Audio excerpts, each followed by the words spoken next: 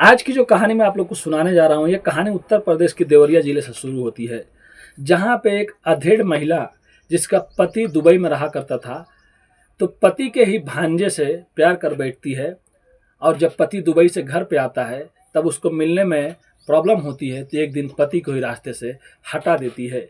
एक या दो बार नहीं मारती है, जब तक वो मर नहीं जाता है, और मरने के बाद उसको सूटकेस में भरती है और घर से इतना दूर लाकर फेंकती है ताकि वो किसी को मिल नहीं पाए और उसके बाद उसकी ज़िंदगी अच्छे से चलती रहे। लेकिन उसको ये मालूम नहीं रहता है कि अगर वो गलत कर रही है तो उसके साथ भी गलत होगा, वो पकड़ी जाएगी। तो चलिए पूरी कहानी को बताएंगे, आखिर में यहाँ पे क्या ऐसी चीज़ आ गई जो उस बेचारे पति को उसकी पत्नी ने ही मार दिया। तो नमस्ते, आदाब, सत श्री अकाल। आज की जो सच्ची घटना मैं आप लोग को सुनाने जा रहा हूँ और बताने जा रहा हूँ, ये घटना उत्तर प्रदेश के जिला देवरिया से शुरू होती है। वहाँ पे एक लड़का रहता है जिसका नाम नौशाद होता है।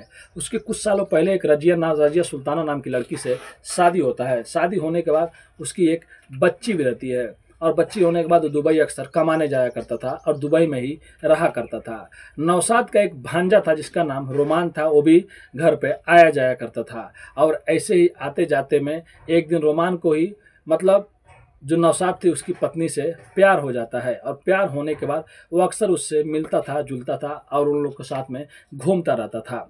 लेकिन जब एक दिन नौशाद दुबई से घर पे आ गया, और घर पे आने के बाद लगभग कुछ दिन बीते थे, तब उसकी पत्नी को ये नागवार गुजर रही थी कि अब उसका पति घर पे आ गया है, अब उसको मिलने में, कहीं जाने में उसको प्रॉब्लम हो रही है। तब ये आइडिया लगाई और अपने आशिक के साथ में मिलकर ये सोचने लगी कैसे मैं अपने पति को अपने रास्ते से हटा सकूं। उसके बाद उसने अपने आशिक से बात किया, और उसके आशिक ने अपने एक और दोस्त से बात किया कि हम लोग कैसे भी करके जो मेरी प्रेमिका है उसके पति को रास्ते से हटाएंगे। फिर उन्होंने एक साजिश रची, और साजिश रचने के बाद एक दिन नौशाद को मौत के घाट उतार दिया। और उसके बाद एक बड़ा सूटकेस जो लेके नौशाद दुबई से आया था, उसी सूटकेस में जो ढकेलने वाला आता है उसी में रख देते हैं, और रखने के बाद लाके नौशाद की लाश लगभग 65 या 60 किलोमीटर दूर लाके एक जगह, अनजान जगह पे छोड़ देते हैं। लेकिन जैसे ही दूसरे दिन पुलिस को वहाँ पे कुछ लोग जा रहे होते हैं, उनको एक सूटकेस नज़र आता है और उसमें से माछियाँ भिन भिन कर रही होती है, मतलब एक अजीब तरह का स्मेल आ रहा होता है। तुरंत वहाँ के ग्रामीण लोग पुलिस को फ़ोन करते हैं। पुलिस को फ़ोन करने के बाद जब पुलिस मौके पे पहुँचती है, मौके पे पहुँचने के बाद जब पुलिस खोलती है, तो वहाँ पे कई लोग तो उल्टियाँ करने लगते हैं, और पुलिस कैसे भी करके उस लाश को वहाँ से उठाती है और पोस्टमार्टम के लिए भेजती है।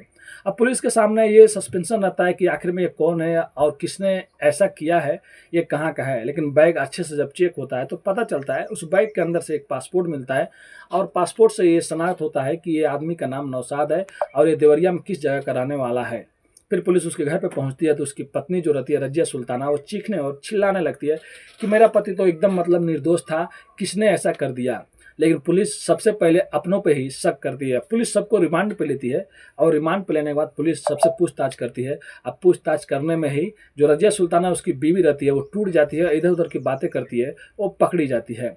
तब वो बताती है, पुलिस जब अपने तरीके से उससे पूछती है तो वो कहती है कि मैं एक लड़के से प्यार करती थी जो नौशाद का भांजा था, और हम लोग में मिलने में प्रॉब्लम हो रही थी। नौशाद दुबई से इंडिया वापस घर आ गया था, तो मैं सोची कि इसको रास्ते से हटा दूं और उसके बाद अपने आशिक के साथ में हम लोग अच्छे से रहेंगे।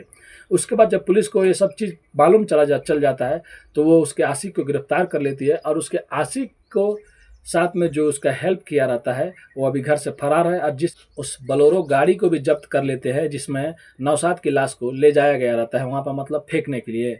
अब उसके बाद उसका दोस्त अभी फरार है, और इन दोनों को उठाकर पुलिस जेल में डाल दिया है। अब रजिया जो सुल्ताना है उसको ये समझ में नहीं आई, अगर मैं अपने पति का खून कर देती हूँ या करवा देती हूँ तो मेरी बेटी का क्या हाल होगा, आज नहीं तो कल मैं पकड़ी जाऊंगी। तब बेचारी उसकी बेटी अब अकेली है, अब कौन पाल रहा है, किसके पास है, तो मेरे को नहीं मालूम। लेकिन रजिया सुल्ताना ने जैसा किया अपने पति के साथ में, शायद उसके साथ में भी वैसा ही होना चाहिए। शायद उसको ज़िंदगी भर जेल के अंदर रखना चाहिए कि ऐसे वो बाहर नहीं निकल पाए। और ऐसी जो महिलाएं हैं जो अपने पति का और अपने मतलब अपनों का खून करवा रही हैं, जो एक पे एक उत्तर प्रदेश में घटनाएं हो रही हैं, शायद दोबारा वो लोग करने से 100 बार डरे। तो ऐसी महिलाओं को कड़ी से कड़ी सज़ा दिए जाए, और जो भी मुजरिम है उनको पकड़ के जेल के अंदर डालकर उनको जीवन भर कारावास का दंड दिया जाए। ये कहानी सुनाने का उद्देश्य किसी का भी दिल दुखाना नहीं है, बस लोगों को जागरूक करना है और सचेत करना है अपने कहानियों के माध्यम से। अगर आप इस चैनल पर नए हैं तो चैनल को सब्सक्राइब, लाइक, शेयर, कमेंट करना मत भूलिए, क्योंकि आपका भाई बाहर में रह के भी वीडियो बनाता है, और मैं यहाँ पे बहुत मेहनत करता हूँ, फिर भी आप लोग के लिए टाइम निकाल कर कोई ना कोई कहानी वीडियो लेकर जाता हूँ। प्लीज़ अपने भाई को भी सपोर्ट कीजिए। बोलने में कुछ गलती हो जाए तो अपने भाई को माफ़ कीजिए। धन्यवाद।